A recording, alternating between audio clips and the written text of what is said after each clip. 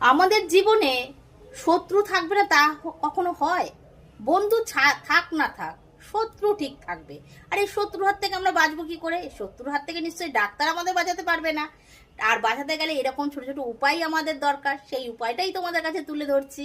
মানা না মানা সম্পূর্ণ তোমাদের উপর নির্ভর করছে, কিন্তু যদি মানতে পারো তোমাদেরই উপকার হবে। কি করবে? শনি মঙ্গলবার দিনকে কিছুটা আটা মাখবে, আটা মেখে একটা দলা করবে। আবার আমাদের অনেক সময় শত্রুর নাম জানা থাকে, অনেক সময় জানা থাকে না। যদি জানা থাকে তাহলে অবশ্যই ভালো। তোমরা একটি কাগজের মধ্যে তোমরা লাল কালি দিয়ে, সাদা কাগজের লাল কালি দিয়ে শত্রুর নাম লিখবে, লিখে সেই আটার দলার মধ্যে সে কাগজটা পুড়ে দিয়ে সেই আটার দলাটা যে পুকুরে মাছ আছে বা যে নদীতে মাছ আছে সেই জায়গায় তোমরা সেই আটার দলাটা ফেলে দেবে।